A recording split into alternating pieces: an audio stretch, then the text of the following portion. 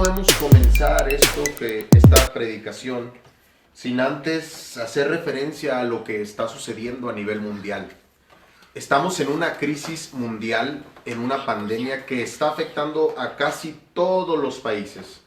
Hemos visto en los días pasados cómo cómo está viviendo esta crisis o esta pandemia Italia, España, los países más afectados, ahora Estados Unidos y toda esa sociedad, y ahora nosotros aquí en México. Es una realidad que no podemos ignorar y es una realidad que no podemos hacer a un lado con unas simples palabras nada más. La gente está esperando librar esta pandemia, conservar la vida, pero lo cierto es que muchas personas están muertas, están muriendo. Hay personas cercanas a nosotros que ya fallecieron. El día de ayer recibimos la noticia del hermano Roger, que afortunadamente, gracias a Dios y gloria a Dios, ha partido con el Señor. Ahora está descansando y está siendo consolado de todo ese peregrinaje y ese sufrimiento. Pero como él, muchos otros. Está José, el hermano de mi tío Rito también, que ahora está librando esa batalla en el hospital. Y tenemos que orar por él. También está la hermana Rosalba y otros que no conocemos. Pero también en días pasados, hace unas semanas atrás, otro hermanito de Tepic, no por la pandemia, pero sí por una situación de salud que se complicó, también ha descansado y ha partido con el Señor. No sabemos cuántos más se van a infectar. No sabemos cuántos más van a morir. Hay personas infectadas que todavía no saben que están infectadas, pero por supuesto que va a suceder, los síntomas se van a manifestar y puede tener un desenlace con vida o un desenlace con muerte. Pero eso no es lo único que la sociedad y los gobiernos lamentan. También lamentan la crisis económica. Están planeando un plan de contingencia en qué es lo que van a hacer todos estos días donde la gente no está trabajando. Hay personas que tienen sus ahorros, hay personas que tienen un seguro que les va a ayudar a solventar esos gastos, pero hay personas que no, hay personas que viven al día o a la semana. Para este tipo de personas debe haber un plan económico para que puedan salir adelante. Pero también las empresas, los que tienen empleados, las pequeñas y medianas empresas necesitan un plan económico para salir adelante. Y luego después, todavía, cuando esto victoriosamente pase, hay una noticia que se repite todos los días por esta alarma de la pandemia y de la crisis económica de salud mundial. Y esta frase, quisiera que llegáramos a esta frase. En México, Estados Unidos y todo el mundo, la gente dice, el mundo no volverá a ser como antes. El mundo no volverá a ser como antes. ¿Por qué dicen esto? Porque estamos viendo una crisis mundial. La gente se está muriendo y los sistemas económicos están colapsando. El mundo no volverá a ser igual. Yo quisiera que insistiéramos en ese pensamiento. El mundo no volverá a ser igual. Pero ¿sabe qué? En la Guerra Fría el mundo no volvió a ser igual. En la Segunda Guerra Mundial el mundo no volvió a ser igual. En la Primera Guerra Mundial el mundo no volvió a ser igual. En todas las revoluciones el mundo no volvió a ser igual. Nunca el mundo ha vuelto a ser igual a como antes había vivido. Hay una cosa que siempre ha sido la misma, desde la caída del hombre hasta nuestros días. Y cuando pase esta situación, el mundo va a seguir siendo igual, el mismo. El mundo va a seguir viviendo en su pecado.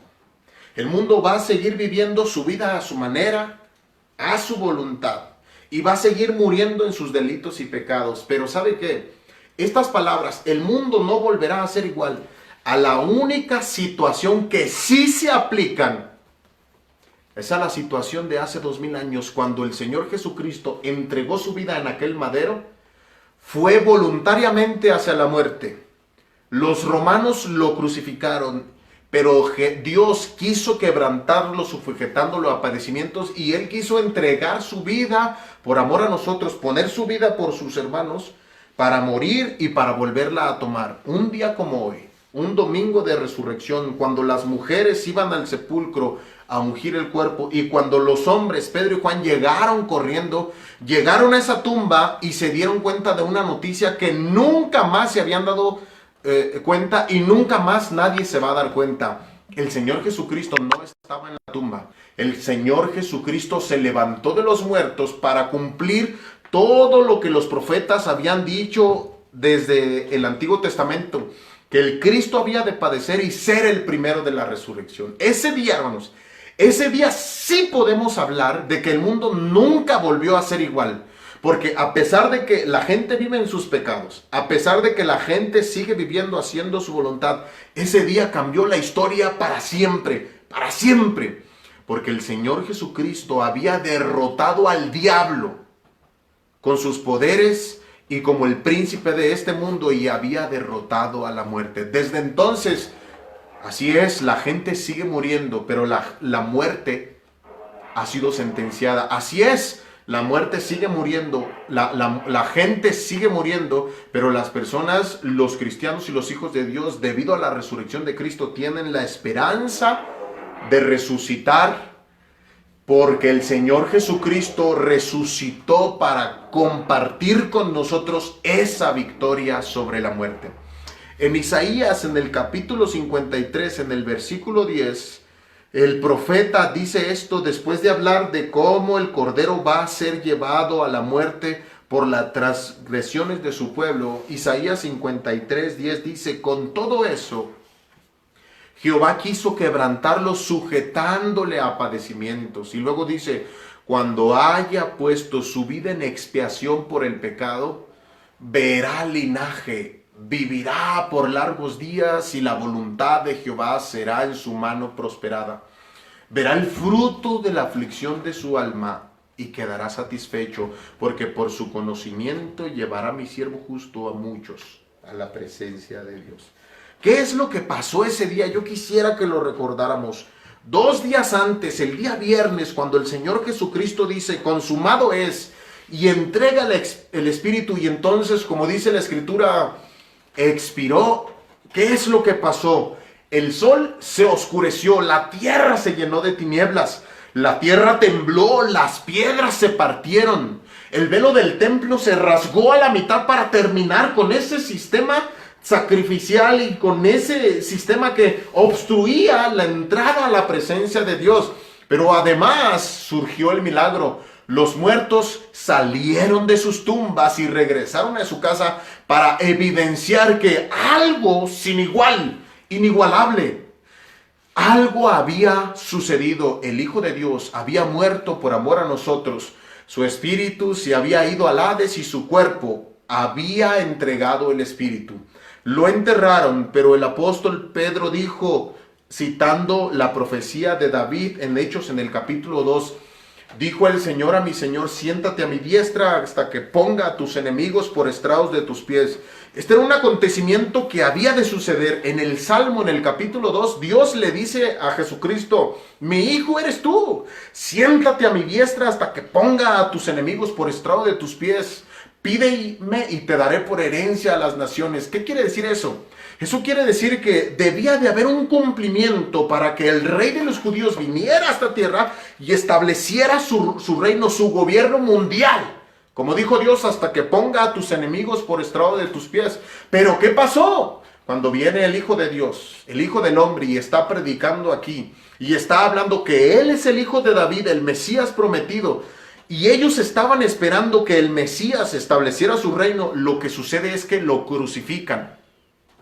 Y eso no quiere decir que las profecías no se están cumpliendo. El mundo tiene una percepción de la muerte de Cristo, del reinado de Dios, pero Dios conoce el verdadero significado de la muerte de cruz y el reinado de Dios.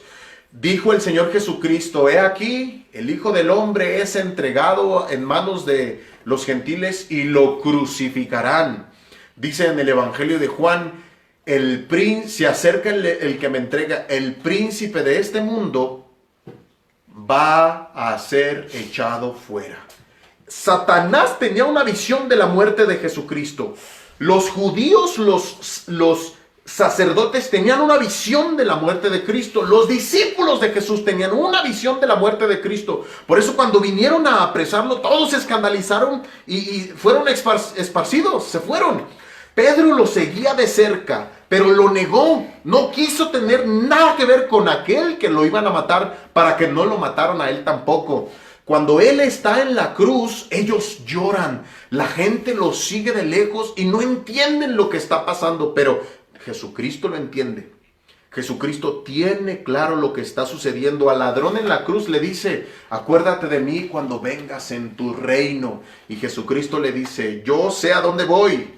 En verdad te confirmo, te digo, hoy estarás conmigo en el paraíso, a ese lugar, a donde él fue, pero donde no se podía quedar para siempre. Esa profecía, cuando Pedro cita: no dejarás mi alma en el Hades, ni permitirás que tu santo vea corrupción, se refiere que a pesar de que el Señor Jesucristo murió, la profecía debía ser cumplida. Él tenía que salir de la tumba, salir del Hades, volver a la resurrección y entonces sentarse a la diestra de Dios hasta que todos sus enemigos fueran puestos por estrado de sus pies. Cuando el Señor Jesucristo muere y sale de la tumba, hay una sentencia que el apóstol Pablo recuerda en Primera de Corintios, en el capítulo 15.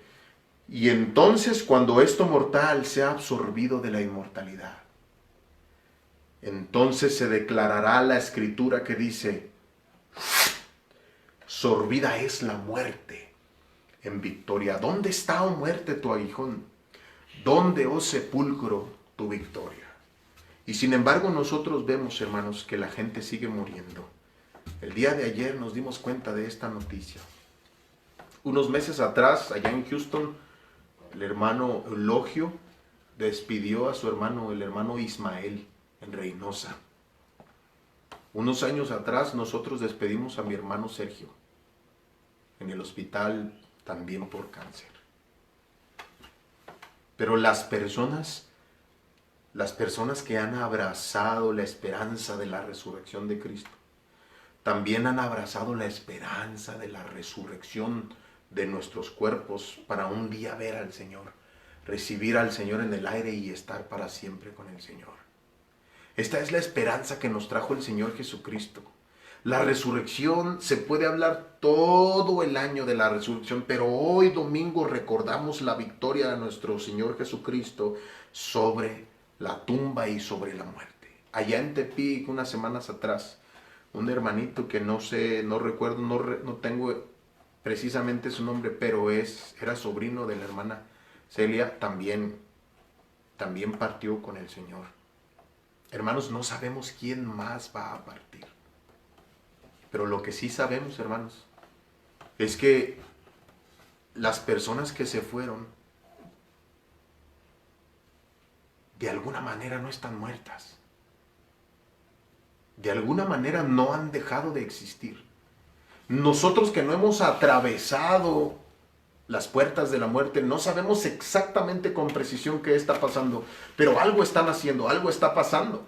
¿Por qué digo esto? Fíjense bien, el Señor Jesucristo dijo: un día se acercan los saduceos a tentarle, considerando que los saduceos no creían en la resurrección de los muertos, ni que había espíritu. Le dicen: a ver, Señor, una mujer tuvo un esposo y luego se murió y se casó con el otro y se murió y se casó con el otro y se murió y se casó. ¿En la resurrección de quién será esposa? Pero ellos lo están haciendo para tentarle, porque el Señor Jesucristo sabe que ellos no creen que haya resurrección de muertos. Entonces el Señor Jesucristo les contesta su pregunta: serán como los ángeles, ni se casarán ni se darán en casamiento. Y luego dice: pero acerca de la resurrección, ¿no habéis oído que Dios dice: yo soy el Dios de Abraham, el Dios de Isaac y el Dios de Jacob? Dios es un Dios de vivos y no de muertos. Fíjese bien, lo que está haciendo el Señor Jesucristo al citar esas palabras es para decirles a los saduceos que Abraham, Isaac y Jacob están vivos. No están aquí en la tierra. Si nosotros vamos al Antiguo Testamento, al libro de Génesis, y vemos qué es lo que pasó con Abraham, Isaac y Jacob, fueron enterrados y se reunieron con sus padres, con sus hermanos. Están muertos. No sabemos nada de ellos. Están en el sepulcro, en la tumba. Pero en las palabras del Señor Jesucristo, cuando cita la Escritura y dice, Dios es un Dios de Abraham, de Isaac y de Jacob, Dios es un Dios de vivos y no de muertos, Él está diciendo que al atravesar la puerta de la muerte, ellos están vivos. Eso es lo que está diciendo. No sabemos qué están haciendo, hermanos. Nosotros, si nos imaginamos una vida como esta, a lo mejor ya llegaron a la sala de los redimidos por el Señor. A lo mejor están tomando café, no lo sabemos. A lo mejor están platicando, a lo mejor el hermano Roger se conoció con mi hermano Sergio, o con el hermano Ismael, o este hermanito que falleció en Tepic también. Se van conociendo unos a otros y entonces empiezan a platicar. No lo sabemos. Pero el Señor Jesucristo nos aclaró que están vivos. No solo nos dio la esperanza de la resurrección, nos aclaró que Abraham, Isaac y Jacob están vivos porque sigue siendo Dios de ellos, porque Dios es un Dios de vivos y no de muertos. Isaías 53, quiero volver a Isaías 53 para recordar y resaltar un punto específico que está allí bien claro. Cuando haya puesto su vida en expiación por el pecado, verá linaje. Dice Isaías 53, vivirá por largos días y la voluntad de Jehová será en su mano prosperada. ¿Qué quiere decir esto? El mismo profeta en unos versículos anteriores había aclarado, ¿y su generación quién la contará? Porque fue arrancada de la tierra su vida.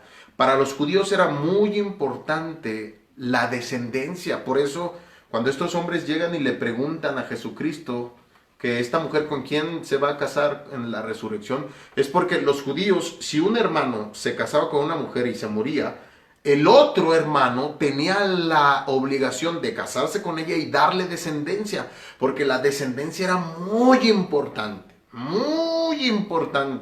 era importantísimo.